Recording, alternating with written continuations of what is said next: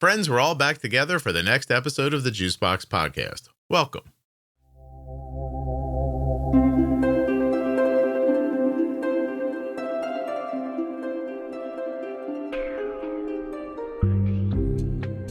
This is part 2 of a 2-part episode. Go look at the title. If you don't recognize it, you haven't heard part 1 yet. It's probably the episode right before this in your podcast player. Nothing you hear on the Juicebox Podcast should be considered advice, medical or otherwise. Always consult a physician before making any changes to your healthcare plan.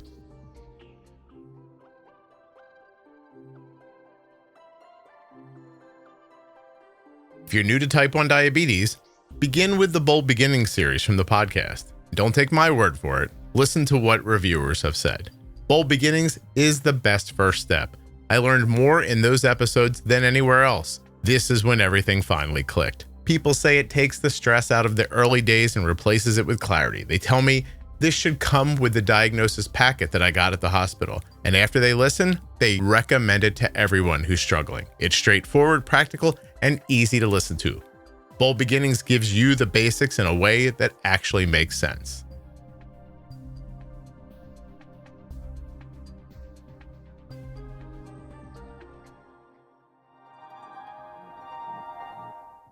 Cozy Earth is back with a great offer for Juicebox Podcast listeners. That's right, at CozyEarth.com. And right now, you can stack my code Juicebox on top of their site-wide sale, giving you up to 40% off in savings. These deals will not last, so start your holiday shopping today by going to CozyEarth.com and using the offer code Juicebox at checkout. This episode of the Juicebox Podcast is sponsored by the Dexcom G7, the same CGM that my daughter wears. Check it out now at dexcom.com/juicebox. This episode of the Juicebox Podcast is sponsored by the Omnipod 5. And at my link, omnipod.com/juicebox, you can get yourself a free, what'd I just say? A free Omnipod 5 starter kit. Free? Get out of here. Go click on that link, omnipod.com/juicebox. Check it out. Terms and conditions apply. Eligibility may vary. Full terms and conditions can be found at omnipod.com/juicebox. Links in the show notes, links at juiceboxpodcast.com. And I know you don't get that reference, but that's where the Canadian researcher figured out about GLPs in the 80s. He swabbed I think it's a Gila monster. It's some Gila monster. Yeah, some big lizard that is voraciously hungry when it's hungry, but after it eats has no appetite and has no fat on it at all. And he swabbed its mouth and found that the GLP in its saliva was like significantly more than humans. And that's where today's idea came from originally. And yeah. Wow. So I will just tell you that I don't know how to, it doesn't matter the words I use. I appear to have a GLP deficiency because once you give it to me, I'm okay. When you give, like Arden has no weight to lose, but if you inject a GLP into her right now, in a couple of hours, her insulin needs are going to start to go down. In a couple of hours. Okay. I know a 16-year-old female with a ton of lady problems and a weight issue, meaning like 200 and like 5'3", 16 years old, 5'3", 220 pounds. Okay. Has been on a low level of a GLP for 8 days, is down 12 pounds already. Wow. Right. We'll probably wake up a week from now and be 20 pounds lighter. We'll probably wake up 6 months from now and be 50 pounds lighter and be bound to where they're supposed to be. Now, did it change their eating habit? It did. But that can't be the entire story. Like, because if I would have taken that kid, locked her in a room, given her the same amount of food that she's had on the GLP, she would not be 12 pounds lighter today, 8 days later. Like there's some people have deficiencies in places, and I don't know what this juice is doing and what it's revealing, but we need more people to look at what's actually happening to people and not to get stuck in, well, this is a type 2 diabetes drug. People think of it as a type 2 diabetes drug because that's what the original person developed it for. But I can tell you that my wife works in drug safety and that she came home to me now probably almost 15 years ago and said one day, hey, one day people are going to take a shot and they're going to lose weight. And I was like, what? She goes, yeah. She goes, I just saw a ton of data. By the way, I don't know why we didn't buy some stock when we heard about that, but we did not. Okay. And so, but like she said, yeah, I'm seeing all this data. There's this type 2 diabetes drug they're working on, and it's got this crazy side effect. And I was like, what's the crazy side effect? She goes, people are losing a lot of weight on it. And I was like, huh. And that was just my wife talking about data that she saw, right, to me in our kitchen. And then 10 years later, I'm hitting myself with a pen every day, and I'm 70 pounds lighter 2 years later. Yeah, and I do have to say, I mean, it's not like it hasn't been seen before that certain drugs, it's all of a sudden like, They oh, do this other has a stuff. different, Yeah. this is a different off-label, but that's my point, is that use. it doesn't matter, because when you get into the academia side of it, the people who sit around and congratulate themselves all the time for the great work they're doing, right? They get stuck in like, well, it's a type 2 diabetes drug. Like, how many times I hear people like, oh, you can't have that, you have type 1.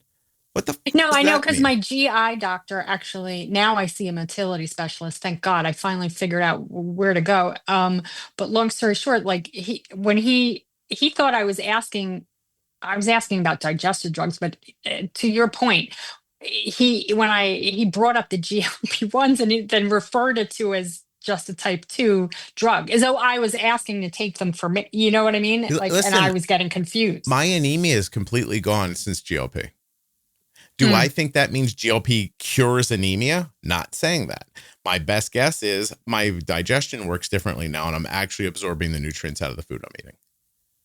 Right? Well, I will tell you, and it's really important. And this is the other reason I'm here. Is it's embarrassing, but I ended up finally going for the appropriate digestive test, like where they give you like these pellets to see how fast they move through your system. I don't know if you or your daughter's ever had it. I think it's like transenteric. It's a test. You go for 4 days. And I massively failed the test, and it showed that from the 16 years of diabetes, developed. I have severe colonic inertia, so it didn't affect my upper tract like the normal gastroparesis. It gave me gastroparesis in my colon. So it's another reason why I'm like very loud about what happened, because I don't want this kind of thing to happen to anyone else, because LADA can come with nerve damage. And my doctors say my blood sugar must have been roller coaster because my fasting came down. Have you ever tried like a digestive enzyme or some like magnesium oxide along with your food to see if this is what I do because my damage is so severe. They told me like 95% of your colon doesn't work. My endocrinologist told me that, and my GI motility specialist, I'm on a drug. No, it's not a drug. I take a medical device called Vibrant Capsule. It's changing things for diabetics with nerve damage. It's sort of, you take this, it looks like a pill. It vibrates on a certain cadence when it hits your digestive tract. And a lot of type 1s, especially old school, who got damaged from before things got, I think, a little better for type 1s. And it actually helps with peristalsis. And then I take a medication called Motegrity. And to your point, I take magnesium. Yeah. And it makes the poopy come through faster. Once they put me, you know how you now have the motor for people who have the gastroparesis in the upper stomach? If I was not on this drug, I probably would be suicidal because my system worked so poor. It's so severely damaged. And I am 5'10" and I only weigh about 122 pounds, because it's like, it's all I can only eat so much volume per day. Yeah. And then the other thing is, I used to be a very attractive woman. You could see over the years between the GI issue and my body started to waste away from the diabetes. And ironically, Scott, I cannot believe this, I got a consult and was seeing a urologist for 3 years between 2011 or something, or something like between 2011 and 2015. I'm a type 1's child seeing a urologist for urgency, frequency, nocturia. And in my labs, okay, this is why I want everybody to listen. There was no glucose in my urine. Okay, folks, I'm going up and down with the slowly progressing type 1. And when my labs were done, no glucose is being found in the urine. Mm-hmm. Are you making what is that? The urgency frequency nocturia? Is it you peeing your pants? You were peeing the bed? No. What does that mean? Urgency and frequency means you're at work and you're like, God, I just peed. Why do I have to pee again? Mm-hmm. So that's what I was seeing the urologist for. And then at night, this is what I told the doctor in 2011. I was getting very annoyed by my bladder in the middle of the night, like I drank a big gulp. And that's what the doctor was like, I don't know, it's probably gone, go see your gynecologist. So my point is, with slowly progressing type 1, LADA, whatever you want to call it, you're not necessarily peeing so bad, some of us, that you can't make it on, you can't stand on a commuter bus and make it through the tunnel. You can't make it through the workday. You could be irritated by it during the day, but it's not extreme. Mm-hmm. You could experience way too much peeing at night. So it's not the typical, oh my God, I'm peeing, I can't function, which I want to tell people. And it makes sense, because if my fasting was normal, right? I'm not at, maybe my meal's going to 200 to 250 or something in the early days. Like I probably am not reaching those highs. Like I remember, what is it, like Jake Cutler or one of the football players, like I read about, like he ends up in the emergency room. Perhaps the best gift that you can give to yourself or to a loved one is that of comfort. And this holiday season, if you use the offer code Juicebox at checkout at CozyEarth.com, you won't just be getting something that's comfortable, you'll also be doing it at quite a discount. We can talk about that in just a moment. Right now, I want to tell you that I use Cozy Earth towels every day when I get out of the shower. I sleep on Cozy Earth sheets every night when I get into bed. I'm recording right now in a pair of Cozy Earth sweatpants. I love their joggers, their hoodies, their shirts. My wife has their pajamas. And I know you're thinking, oh yeah, Scott, well, because they sent you a bunch of it for free. They did send me some for free, but I've also bought a lot on my own. So like I said earlier, Black Friday has come early at Cozy Earth. And right now you can stack my code Juicebox on top of their site-wide sale, giving you up to 40% off in savings. These deals are definitely not going to last. Get your shopping done now, or get yourself something terrific at CozyEarth.com. Do not forget to use that offer code Juicebox at checkout. You will not be sorry. Today's episode is brought to you by Omnipod. Did you know that the majority of Omnipod 5 users pay less than $30 per month at the pharmacy? That's less than $1 a day for tube-free automated insulin delivery. And a third of Omnipod 5 users pay $0 per month. You heard that right, zero. That's less than your daily coffee for all of the benefits of tubeless, waterproof, automated insulin delivery. My daughter has been wearing an Omnipod every day since she was 4 years old, and she's about to be 21. My family relies on Omnipod, and I think you'll love it. And you can try it for free right now by requesting your free starter kit today at my link, omnipod.com/juicebox. Omnipod has been an advertiser for a decade, but even if they weren't, I would tell you proudly, my daughter wears an Omnipod. Omnipod.com/juicebox. Terms and conditions apply. Eligibility may vary. Why don't you get yourself that free starter kit? Full terms and conditions can be found at omnipod.com/juicebox. At 500. That wasn't happening to me. You know, it's funny you say that. You know, there's quiet stories about Jay Cutler being a dick. I don't know if you know, and I always wondered, like, I wonder if his blood sugar is just swinging all over the place. Well, that's what they found. Like, he was losing like a ton of weight, and he all of a sudden didn't have any energy, and then he ends up, in the emergency at 500. So I'm just saying, like, doctors need to understand it can be a very different experience for person LADA. to person. Hey, so this thing you're using, it's called Vibrant Gastro. Yeah, and I hope they get a lot of support. It's a game changer for diabetics with nerve damage in their digestive tract. Lower digestive tract. Upper, I think there's other things for that, but it's Yeah, a game changer. that's awesome. It's awesome that somebody thought of something. And what kind of magnesium do you take Um, I take what do I take? I just take glycinate because I'm on Motegrity, which has a laxative effect, and already? um, yeah, so it's like the doctor's like, okay, balance yourself. Yeah, Yeah, you don't want to be going too much.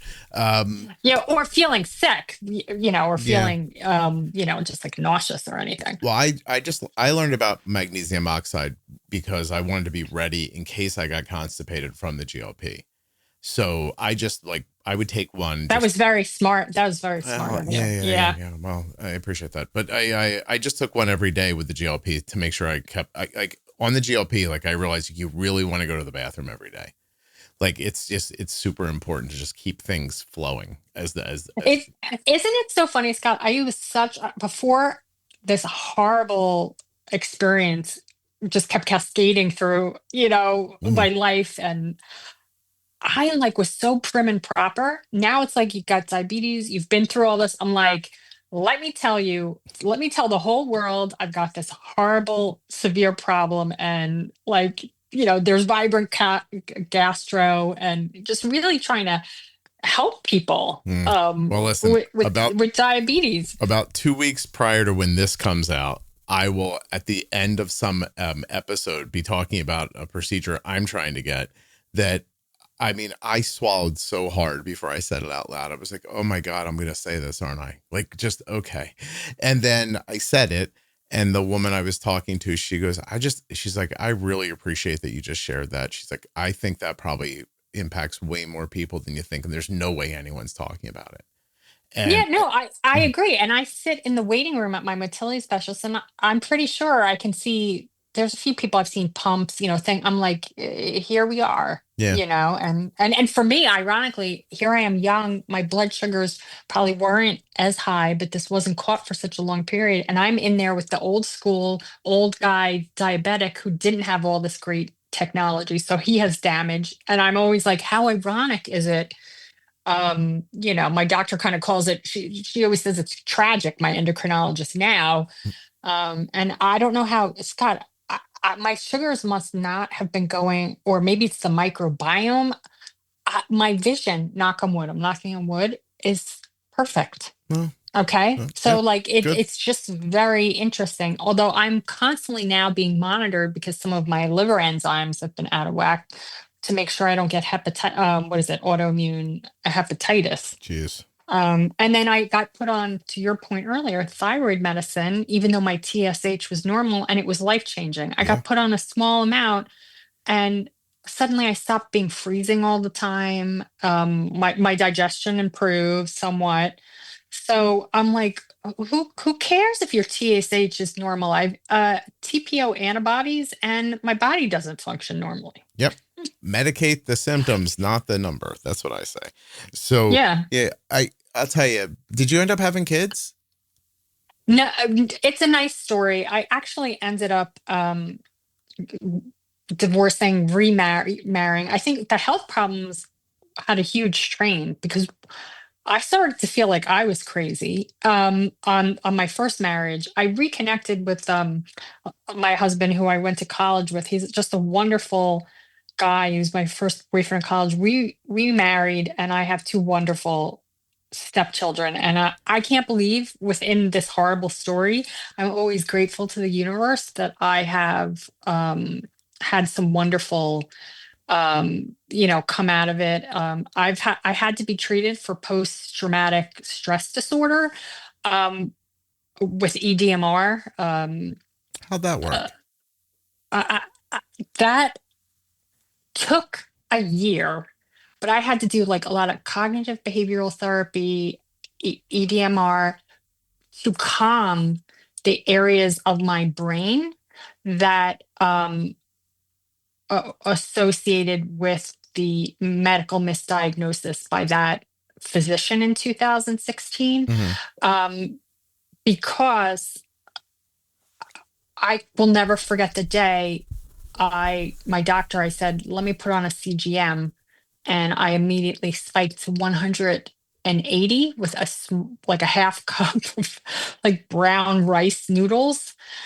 And I had post-traumatic stress. Could you imagine finding out that you had type 1 slowly progressing for 16 years and you had a doctor make a mistake on your case? So you were already experiencing damage, but then that doctor solidified that damage. And so if I didn't do it, it wouldn't have calmed the area of my brain that associated with that medical mistake.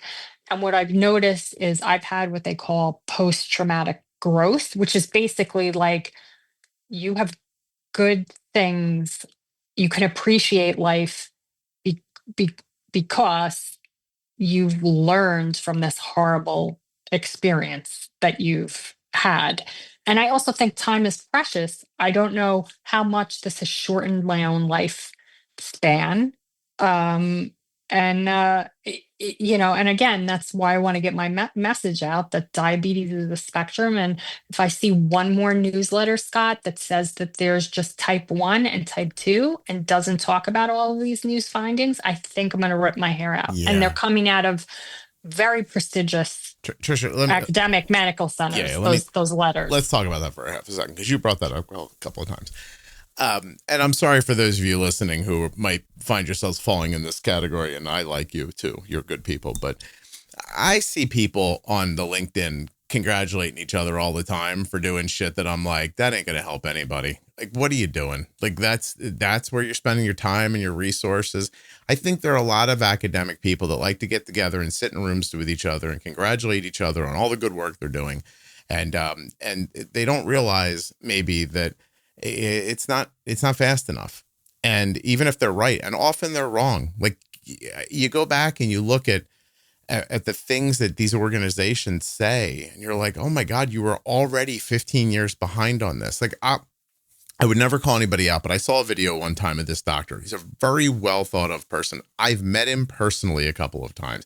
He's a gentleman, a lovely person, right? And he says, I'm going to make this big announcement on his video channel, which, by the way, 4 people saw, but I was 3 of them because I watched it 3 times. And he's going to make this big announcement. He's been doing this research for this like decade long research. He's got big announcement for people with type 1 diabetes. Big announcement. Gets on, has somebody interview him so that it looks real official. And I'm like sitting there, I'm like, oh my God, the big announcement's coming. It's coming. Yeah, It's going to be something big. We're waiting for this. I'm so excited. And his big announcement was that if you wear a CGM and you set your alarms lower and you treat sooner, you have better outcomes. It took him a decade. It took him a decade to make that announcement because he had to do research to find out if it was true. I saw that with my daughter and then talked about it on a podcast 10 years ago.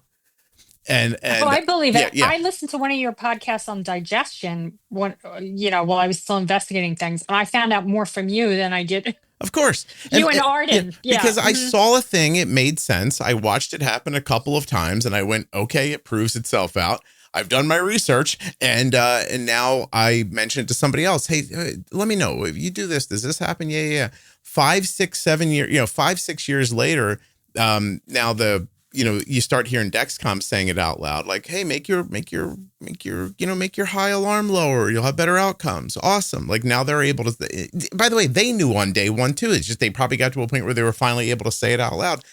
But my point isn't that this person's silly or something. My point is that the way that the world that he lives in works is he sees something, he knows it's true, and then he's got to go through hoops to prove it out over years and years and years. He's got to get money to fund his thing so he can figure it out. I'm sure when he was saying, I've got a big announcement, he was thinking, I am like so far behind on this, like whatever, but I put all this work into it. I got to finish up now. And I'm not saying that shouldn't happen. I want all that to happen. But you can't get into a room and congratulate yourself after having spent like half your career to figure out a thing that some jackass with a microphone figured out 10 years before. And if that's happening in that specific situation, imagine all the other parts of life and medicine where this stuff is happening, where people, like real people like Tricia, are suffering for decades while you're sitting in a room congratulating yourself for figuring something out and then having no way to put it into the world because you go, well, what we figured out is like, we'll give them this test. And if the test comes back between here and here, then that means go to this. And you could have spent 5 minutes teaching yourself how to think about this problem and figured it out much, much sooner. And I know that to be true. Tricia, I know that to be true because I am not a special person. I know I could not get through medical school. I know that my brain does not work like that at all. I couldn't do any of those things. And yet through storytelling and listening to people have helped people figure out more things wrong with their life than anything. I'm just saying to those people, like, maybe a little more of that. Like I don't stop doing your peer reviewed. I'm not asking you to stop, but I'm asking you to like, just see that there's other ways to think about this that get people to like happiness and health faster. You know Have you what I ever mean? listened to Dr. Peter Attia's Once, podcast? I think once or twice, I heard him talking about something a week or two. I was in the car and he was on something and I heard him talking and he seemed very like a reasonable guy. Like, you know what I mean? Like, Well, he figured out he had insulin resistance and then like changed his life. But one thing I like about him is one time I did listen to him just say, listen, we have to go back to med school and teach people critical thinking. yeah. Like he just did this he's like, you know what the problem with he's like, I'm surrounded by people who won't think and they won't really consider your family history. And my endocrinologist now says, The Dexcom G7 is sponsoring this episode of the Juicebox Podcast, and it features a lightning fast 30-minute warm-up time. That's right. From the time you put on the Dexcom G7 till the time you're getting readings, 30 minutes. That's pretty great. It also has a 12-hour grace period, so you can swap your sensor when it's convenient for you. All of that on top of it being small, accurate, incredibly wearable, and light. These things, in my opinion, make the Dexcom G7 a no-brainer. The Dexcom G7 comes with way more than just this. Up to 10 people can follow you. You can use it with type 1, type 2, or gestational diabetes. It's covered by all sorts of insurances. And this might be the best part. It might be the best part. Alerts and alarms that are customizable so that you can be alerted at the levels that make sense to you. Dexcom.com/juicebox. Links in the show notes. Links at juiceboxpodcast.com to Dexcom and all the sponsors. When you use my links, you're supporting the production of the podcast and helping to keep it free and plentiful. she sometimes figures out people have autoimmune LADA because or just the start of type 1, etc., because they've gone around to tons of people. And she'll say, like, she'll kind of look at it like a jigsaw puzzle and be like, nobody's connecting the dots here. Yeah, it's the only thing that makes sense to me. Like, I ask everybody who comes on about their history and their family real quick. And most of them don't even, like, sometimes they don't even see the connection. I had a lady tell me the other day, no, like, there's no other autoimmune in my family. And then 20 minutes later, she's telling me, like, that her dad has Raynaud's. And I was like, that's autoimmune. And she goes, oh, I didn't know that. I didn't know that. And I was like, yeah, it is. And then you have to wonder, like, what else is going on in her family that she doesn't know about? Like, what did Sakina know when she told me 20 years ago, that, hey, autoimmune runs in families? And then the problem is that then people word police you. Autoimmune doesn't run in families. It's not genetic or like what, like, stop. It doesn't care. I don't care what word it is. Here, a you lot know what of word people. it was in my family? What? That's just the way we are. Yeah. Is she thin? Is she thin? A lot of us are thin. Yeah, you mean a lot of us are malnourished because we have celiac? Is that what you wanted to say? Yeah, Right. yeah, exactly. And my father always makes me laugh. He goes, back then back in the day, our parents would say, like, they have the big C, like, and like whisper about it. So that, then you've got that in families. Also, the sprue. What? Mm-hmm. Oh, she's got the sprue. I'm like, what is that? I said to my wife, and by the way, when I was dating my wife, if somebody would have That said, is hysterical. if someone would have told me Sprue. the lady had the sprue and that this was all genetic, I would have just moved on to a different girl. And like, I didn't know. I tell my kids all the time. It's why I asked you if you had kids, because there's part of me that's like, thank God you didn't have kids. Oh no, I'm really grateful, and Yeah. I think that, to your point, other things manifested in my brother's family through epigenetics, and like my nephew has was born with severe food allergies to like several food groups, and then his, like I said, he's had to watch his sugars. He's only 18, Yeah. and Your since he was family's like, 17, your and he family's has like, Hashimoto's. yeah. Your family's like bulldogs that can't breathe. You're like, Oh yeah, we went one too many generations. Ugh. And like, yeah, it just, yeah. you know, Yeah. and And then my it's, brother laughs at his wife for having all these allergy things in his family, and he's like, "We just weren't good together," like well, he'll no, the joke around. allergies are immune too. Like for sure. I know that allergies aren't considered autoimmune, but come on, it's your body's Oh, immune system please, they'll overreacting find to out. something. Please, Yeah, Scott, they're going to find out things years from now. of course. I don't know. What you say, it's highly suspect. Yeah, no, we just don't understand it a lot. And we think we do. Yeah. You know what it is? We think we do because 150 years ago, we were riding around on horses looking for rocks in the ground. And we think we're so like, No, we think we're advanced, but you just yeah, keep looking back over X decades. I mean, we could just look in type 1 itself. I mean, since Arden's been little, I mean, you could probably just tell me stories about, like, think about it. When I was a kid, I don't think they ever thought, they thought they just gave you some Synthroid and that cured the entire yeah. issue with your body, Well, but you're still having downstream issues from and, the Hashimoto's and or also people still hypothyroidism. have the thing we're not tackling is that and I've been doing this thing with Erica. We've been recording this series about body grief, which is a thing like she's talking about a lot in her life, but we haven't really dug all through it yet. But it's the impacts on you. Like it's not as easy as take this pill and you'll be okay. Because sometimes people are like, I don't want to be sick. Like, do you know what I mean? And thyroid is an example. It's like such a slow moving thing for some people that if you don't take the medicine, you don't know today that you're okay. Like the reason people take care of their type 1 diabetes is because you'll fucking die if you don't. Like, No, right, exactly. And by the way, that still doesn't stop some people. So like, instead of seeing that as like some like, I don't know, instead of seeing that as a personality flaw, I just think of it as,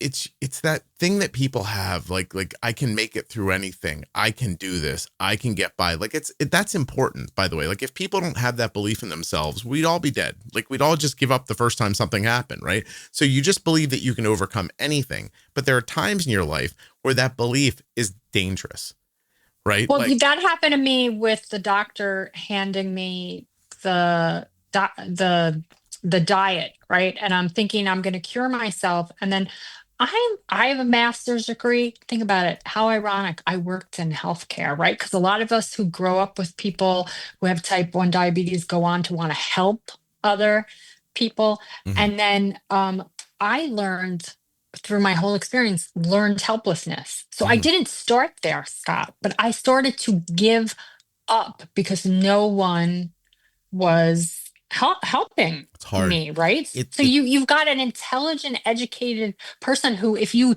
taught her things when she went to the doctor's office about tests she should have or what she's vulnerable to, she's gonna listen. yeah. I'm And it, yeah. I'm so sorry to say that I think that one of my takeaways from making this podcast is that you just can't it's hard to it's easy to say the healthcare system doesn't work preventatively, but I think people's minds don't work preventatively. No, we're biased. If you ever seen, there's work by Danny Kahneman.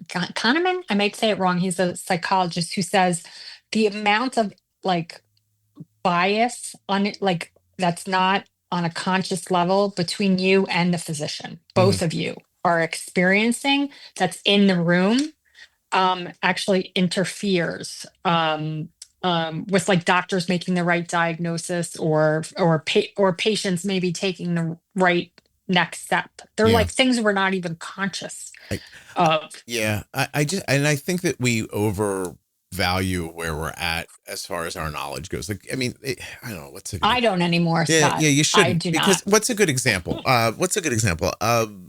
Okay.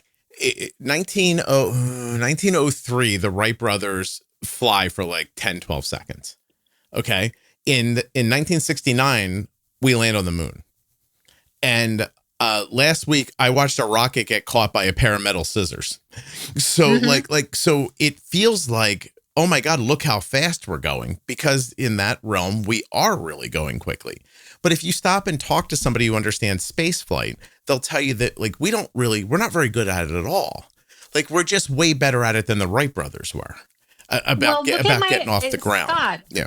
Look at my nephew. He was told to avoid all nuts and milk because he had a food allergy. Now we know that's the worst thing. And he had to then, as he got older in middle school, go for torturous milk challenges in order to get his body used to milk. And then the doctors were like, start eating almonds. You're allergic to tree nuts, but we've tested and you're not allergic to these, because we once thought not exposing your kids to the peanuts. Okay. This was not that long ago, was actually telling pregnant women and then having their babies like, don't eat them. Right. And now we're like, oops, backpedaling on that one. That actually makes you have the allergy and like sustain the allergy. Like, so well, to me, I always think about that.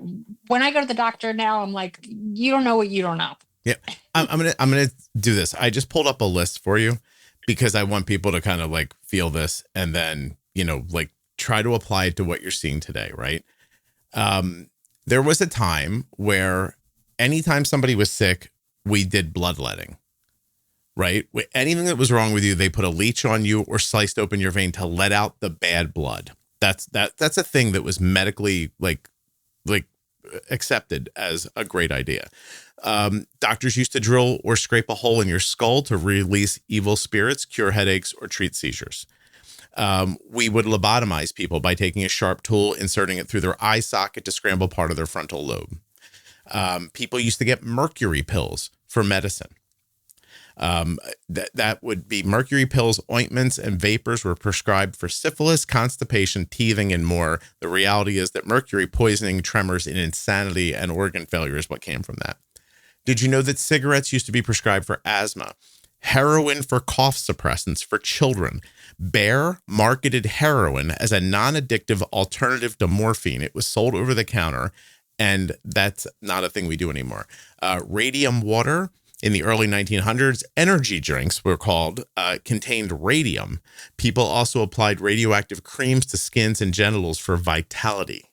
Here's one. Electric belts for erectile dysfunction. Men were sold electric shock belts to restore virility, often with no regulation. Doctors endorsed them.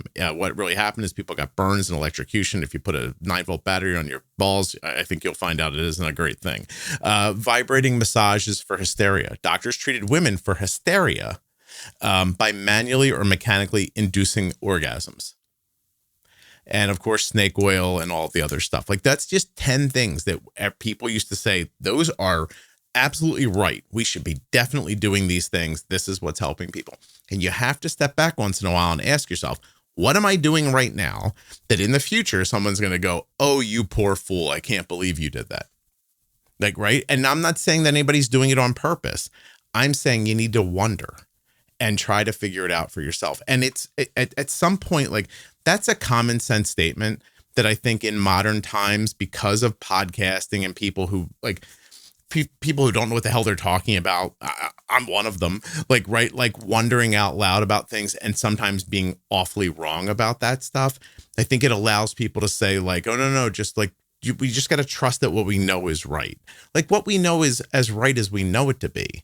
Yeah, it could only be the tip of the iceberg. I mean, this week it just came out that now they're like hormone replacement for women. They just like backpedaled all the information that was out there saying that it was going to give you breast cancer, et cetera. And now that's not true anymore. Right. Yeah. But they've known that. That's the thing is, it's like they've known it. And now that's finally, to your point earlier about like the ADA, et cetera, or the doctor to it, like, it's like we're putting certain information out like it's new. My wife has been struggling with long COVID for a couple of years now. Like, I mean, like really badly. And Oh, I'm sorry to hear that. no, I appreciate it. But then a woman came on the podcast like a few months ago and was like, oh, yeah, I had long COVID, but I was able to get rid of it with nicotine patches. And I was like, say again, what now? And so I said to my wife, I'm like, hey, I on Amazon bought you 30 nicotine patches for $30. And a month later, she's like, I feel so much better. And like, I'm like, okay, like, I don't know why, but who cares? Yeah. What's the science? Well, by the way, there's the science behind it is something about like nicotine receptors and where COVID's being like, I don't know, spike proteins are being like uptaken. I don't know. Like, here's the thing. I don't know.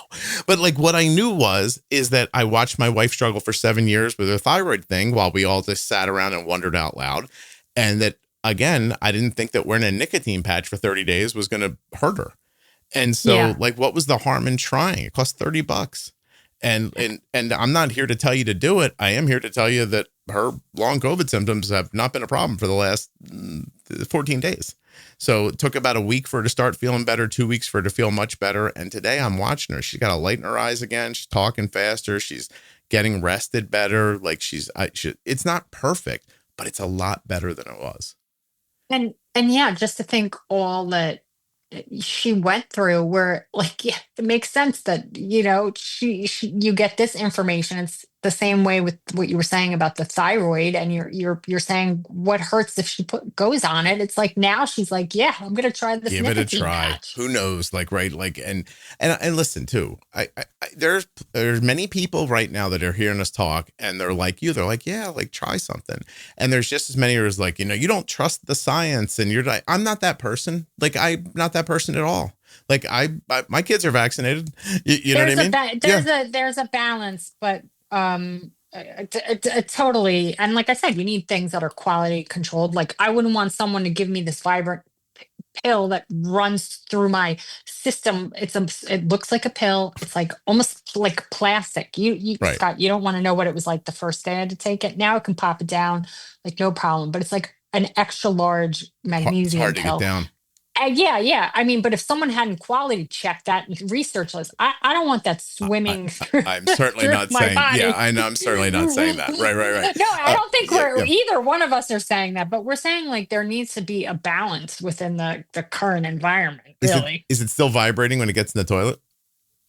No, it vibrates on a timer inside of you. And the comical thing is, like, if I was heavier and I probably hadn't sustained the weight loss from all of the health issues, you probably wouldn't hear it in someone who was heavier. But because I'm very thin, my doctor was like, sometimes you're going to hear it. And it's so funny. Really? Like, yeah, I'll hear it vibrating. It does it on a timer. At like I think it will do 11 something. Then it will do around 1:30 in the afternoon. Then it will do around 7:30. Sometimes I can't feel it at all, but some days I'll feel it, and it will be pretty loud. But again, I am so grateful for it. And when the doctor told me about it, I looked at him like he had 10 heads. Sure. This was in 2023, the summer of 23. And do you know that movie from when I didn't watch it, I was too old, but like kids were watching it, Honey, I Shrunk the Kids. Sure. Or like the Inner Space, where they fly in, what is it, Dennis Quaid's in it, and he goes in a little spaceship in someone's body. That was my reaction. I was like, you want me to do what with what? Mm-hmm. And like when? But I'm like, but it helped. It's my doctor says too, for diabetics who've had issues like this, or other people for other reasons, like eventually it might be able to be something the doctor can program via an app, or you can, or something via technology to time it best for your body. Mm-hmm. Isn't that interesting? Well, listen, hopefully that won't end up being the that won't end up being the electric belt for erectile dysfunction. It'll end up being at the same, right, to your point. Yeah. And who knows, Scott, I was thinking about it. I don't dwell on it because it's making my life a game changer every day.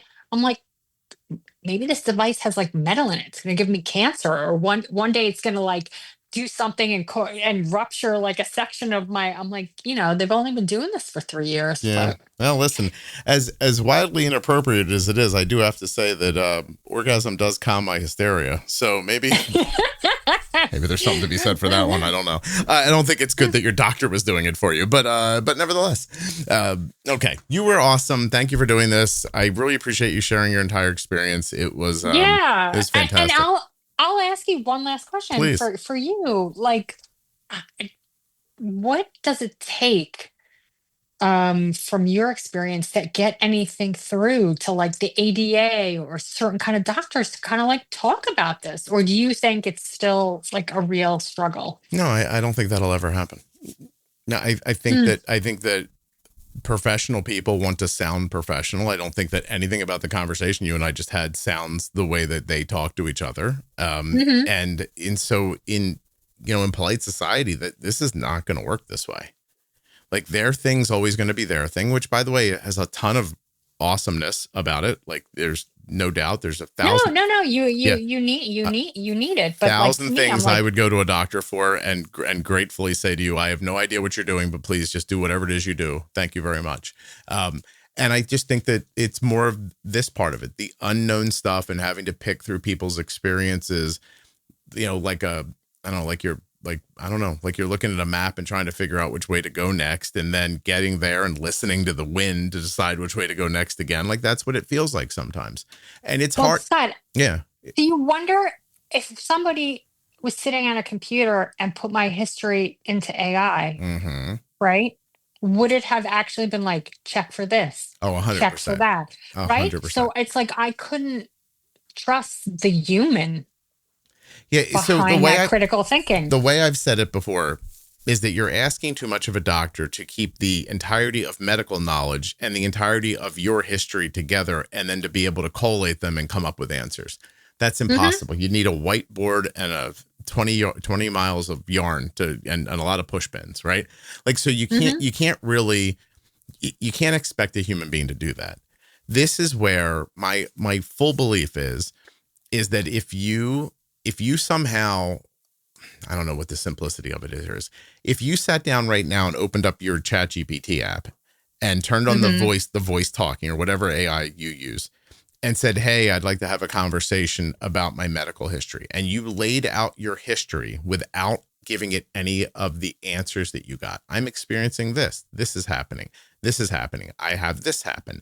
My mom has this. My dad has that. My blah, blah, blah. What do you think is wrong with me? I think that in about 20 seconds, it would have figured out your problem. Yeah, it would have said, check for this, check for that. Right. It wouldn't say lab test. Yeah, it wouldn't say 100% do this, but it would give you a list of actionable ideas that would get you to the answer. I think I've that's used how it for my brother to have be watching my brother check for, and it's and I want to be clear. Better than physicians. I want to be clear. I don't think it's because like AI knows everything. I think that it does two things that are really valuable there, and one is that it can simply keep all of those ideas like between your health your health issues and your history. It can keep it straight very simply. And it can order it very simply. And then it can go look at the internet for simple answers to those questions and spit back out a list. And you have to be careful with it, right? Of course. Like, I'm not saying that you don't. We're both not saying, but we're both seeing the value in it having all of that information and ordering the information. Yeah, it can keep track of things better than you can. And like that's the simplicity of it right there. I don't care what it does with making videos or pictures or like that. That's all bullshit. Like I don't care about that. Like right, like even for writing, like technical writing, it's gotten way better at. I don't know that it's ever going to write, and take the place. I'm in grad school and like I'll use it sometimes just to I'll write my paper. I never use it because it sounds too wonky and I'm old and I want my brain to do the work, but it comes back too wordy often. Yeah, no, it's a lot about how to learn how to talk to it. And there's a way to work with it that I don't know that everybody's going to like pick up. Did you ever tell it it's wrong? I love being like, you're wrong. I'm like, you're completely wrong.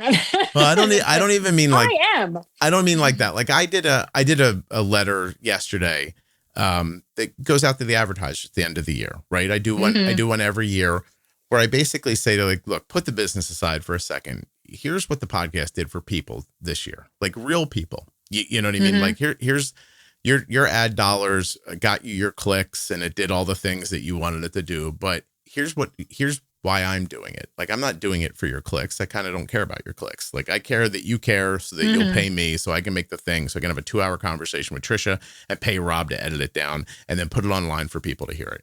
Like, that's the part I care about. And so I sat down and I said, usually I would sit and start writing.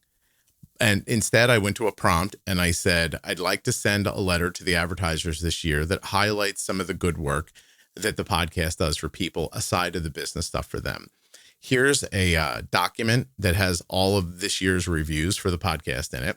Look at the reviews, figure out where the podcast has helped people this year, and put together a little note. And it put the note together and I read it and I was like, this is not a thing I would actually send to somebody, but it did have the bones of what I meant. And so then I went back in. I've used it, find that for a paper. Yeah. Then I went back and I rewrote the whole thing, but over top of the bones. Like, I didn't have to sit and come up with the structure of it. It gets your brain moving to think. I mean, and some things you're like, oh no, I want to do a little bit and I need to add that, but it still is helpful. I do think for kids, it's dangerous. Like, you and I went to school, we know how to write. You know what I mean? I don't know. It's just gonna change how people do things. Like, dangerous. I agree. It's gonna change. I would just say, like, to me, I always look at it. It's like, yeah, who knows though? To your point, who knows how it's gonna change things? I think, like everything else, that people who are lazy and not motivated will misuse it, and people who see it as a tool will use it correctly. Like as an example, like, I could not have gone through the hundreds of reviews I got this year to find the ones that actually lean into the idea of like so it just was easy. It was able to go zip. Hey, here's 5 of them that will let the advertisers know that, they're buying ads from you actually help people. And these reviews do that. And I'm like, okay, great. So there they are. And look, I'll read it to you right now. Like, I don't mind if anybody hears it. I said, it says now, and it's me rewriting it. As we wrap up the year, I've been thinking about the work we've done together. On the surface, it's straightforward, but as with every year's end, I want to take a second to look at the part that doesn't show up in any report, the outcomes that will endure for lifetimes, well after the business has been forgotten. All year long, I get messages from people, sometimes long, often emotional and reflective, about fear easing up, confidence coming back, parents finally feeling like they can breathe, adults with type 1 saying they understand their own bodies more completely. People who felt alone until something in an episode or an interaction in the Juicebox community made them feel less so. So yes, we did good business this year, but your dollars are also making something human happen for a lot of people, quietly, steadily, one episode at a time. And I just wanted to say that I see that and I appreciate it. And I'm looking forward to next year. And then it gives you 6 reviews that came back from people.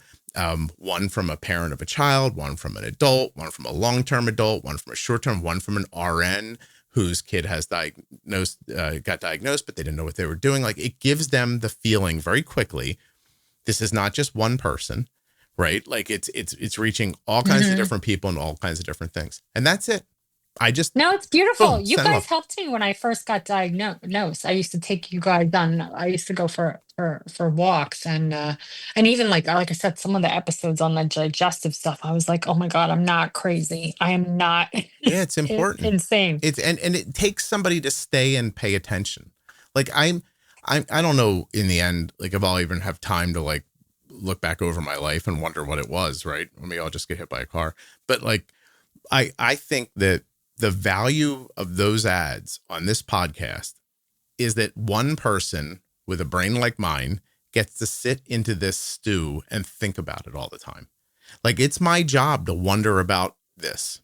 Like, I made it my job. Nobody gave it to me, but it's my job to hear your story and to think about it. Like, I'll think about your story forever now, like bits and pieces of it, just like I do everyone else. No, you will. You'll be like, remember that time we had that woman who didn't get diagnosed for 16 years? Well, like, it's even, and sometimes it's even more functional stuff. Like, you said you had cystic acne. Did it go away? Was spironolactone the reason? Like, why do you still have it? It was as soon as I went on the insulin and had like the low, first it really ebbed and flowed when I went on that SIBO diet. Okay. Right. So I was spiking. It's something, and I'll notice now, my acne is pretty controlled because I'm a pretty I'm my A1C, everything's like pretty good. Every once in a while, if I'll have a low, which is kind of hard. I only take 2 units, but maybe I did a lot of physical. Hmm. I'll get acne. So it's that up and down. Yeah. Something about that will give me an acne cyst. Like say I went not even super low, but The to the bouncing 60s, and then blood I sugars. bounce. And who knows? I don't know. I'm a different individual than all these other genes, but like there was something, of course. I didn't have like really bad cystic acne before I got the diabetes. Yeah. So and Listen, now, yeah, my and that, nephew started to get it as soon as they caught his sugars were out of whack. and I love that you explained, like, there are some people whose brains will hear like, that's not right. And like, but she's not telling you that, bouncing blood sugars definitely made her acne pop up. What she's telling you is, this is what I noticed. Now take that little piece of it and see if you notice something. Like, that's the important part. You don't get stuck on the, what you just said is exactly wrong. Like, I sometimes get reviews and like people are like, you misspoke there. And I'm like, awesome. I'm glad you're perfect. Fuck off. And like, Yeah. like, and it doesn't hurt anything that I use the wrong word here or the wrong connotation of something. Like, it's the conversation that's important. And if you can't wrap your brain around that, then this kind of communication's not for you. And that's cool. I'm sorry that like it didn't help you. But like, you can't word police this thing to death. You have to like just let people talk to see what comes from it. And a lot of times good stuff comes from it. And I don't see a lot of bad stuff coming from it. Right? Like there's 75,000 people in that Facebook group. No one's running around going, I misunderstood something and my head exploded. Like, like it's okay to let people talk and see what their Listen, experience Scott, is. Yeah. if I helped one person who has this kind of family history go get all the screening and all the appropriate tests, I think some of the root cause for me started very young, where I stopped going to an endocrinologist, right, for checkups. Yeah, for And sure. so if I save one person, man, it's worth it. And I swear, if any of your sponsors, et cetera, anyone talks to the ADA, some of these other organizations, start telling the truth about diabetes being a spectrum. Okay. Like, we have the data with the CGMs. Like, there's so much we know, and there's so many. Diabetes is exploding in this country, ultra processed food, et cetera, et cetera. The GLP-1 drugs are changing things, but like, and to your point, what's really going on with some of that? Like, we have to get this information talked about more in the mainstream. Yeah, I agree. Okay. You're awesome. I'm going to say goodbye. Thank you very much. I'm gonna miss you, and then I have to look up. You're going to miss me? They're talking to me about going on, possibly trying a pump, and I'm like, I'm gonna look through your episodes There's because a you ton. helped me go to the Dexcom 7, and I'm trying to see what's good for someone who's active and doesn't really go low. I hope the podcast helps you. I tell you that from our conversation, I've made notes here for myself. I'm going to get on an EDMR like therapist to talk about it. I'm also going to try to get somebody on who's doing psilocybin therapy out in Colorado, and get them to talk about that because of the trauma stuff that you picked up. And I've got this Vibrant in front of me. I'm going to reach out to people there. Oh my God, please do it. Because my endocrinologist was my endocrinologist, and then my the liver doctor, because she's in the digestive. They're like, they know about it, and they're like, this is incredible for diabetics. The Vibrant system is clinically proven to deliver effective relief from chronic idiopathic constipation with fewer nasty side effects than drugs and laxatives. So if the people at Vibrant are listening and think that sounds like a good ad, you should get ahead of me. I don't really have negative side effects from it. And then long and short, very short, I would say too, I love your idea about the EDMR, because type 1 diabetes, like, you have to think, I saw my mom turn purple and almost bite her tongue off. You've had your stories. I remember listening to the one about Arden and the prom. Like, we go through trauma. That shit sticks to you. And it helps you calm, like, maybe that trauma you have from being a hypo or experiencing a hypo and going to the emergency room. So I love what you're saying. I appreciate it. Also, those little experiences, you want to see a real life example of how it helps somebody. One of those girls that was there when Arden had that seizure is in nursing school now.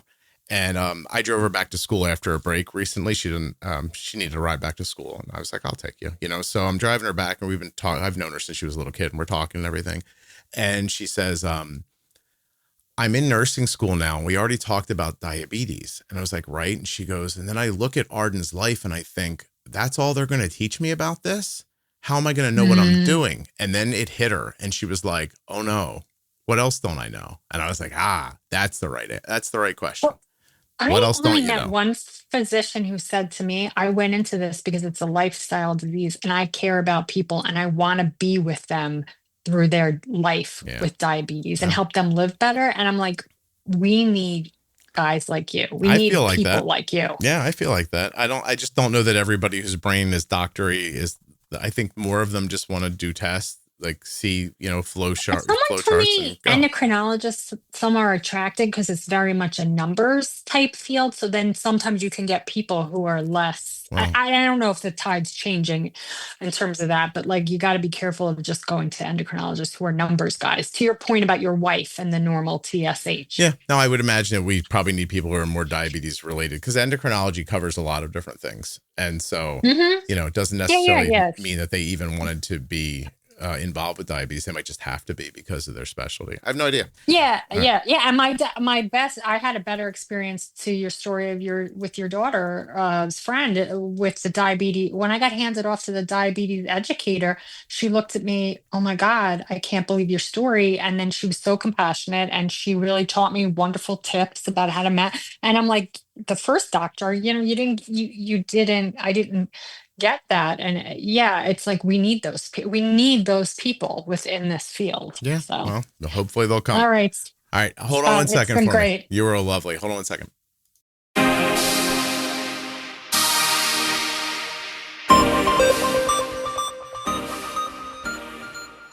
Dexcom sponsored this episode of the Juicebox Podcast.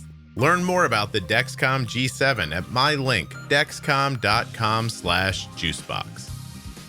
A huge thanks to Cozy Earth for sponsoring this episode. Don't forget, Black Friday has come early at CozyEarth.com. Right now, you can stack my code JUICEBOX on top of their site-wide sale. This is going to give you up to 40% off in savings, and these deals are definitely not going to last. I'm talking about sheets, towels, clothing, everything they have. Get that holiday shopping going right now today. Do it. CozyEarth.com. Use the offer code JUICEBOX. This episode of the Juicebox Podcast is sponsored by the Omnipod 5. And at my link, omnipod.com/juicebox, you can get yourself a free, what'd I just say? A free Omnipod 5 starter kit. Free? Get out of here. Go click on that link, omnipod.com/juicebox. Check it out. Terms and conditions apply. Eligibility may vary. Full terms and conditions can be found at omnipod.com/juicebox. Links in the show notes, links at juiceboxpodcast.com. If this is your first time listening to the Juicebox Podcast and you'd like to hear more, download Apple Podcasts or Spotify, really any audio app at all. Look for the Juicebox Podcast and follow or subscribe. We put out new content every day that you'll enjoy. Want to learn more about your diabetes management? Go to juiceboxpodcast.com up in the menu and look for Bold Beginnings, the Diabetes Pro Tip series, and much more. This podcast is full of collections and series of information that will help you to live better with insulin. My Diabetes Pro Tip series is about cutting through the clutter of diabetes management to give you the straightforward, practical insights that truly make a difference.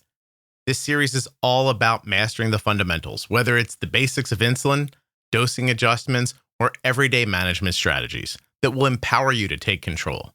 I'm joined by Jenny Smith, who is a diabetes educator with over 35 years of personal experience, and we break down complex concepts into simple, actionable tips. The Diabetes Pro Tip series runs between episode 1000 and 1025 in your podcast player, where you can listen to it at juiceboxpodcast.com by going up into the menu. Thank you so much for listening. I'll be back very soon with another episode of the Juicebox Podcast. If you're not already subscribed or following the podcast in your favorite audio app like Spotify or Apple Podcasts, please do that now.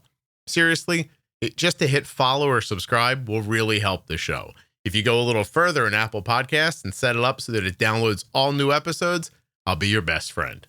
And if you leave a 5-star review, I'll probably send you a Christmas card. Would you like a Christmas card?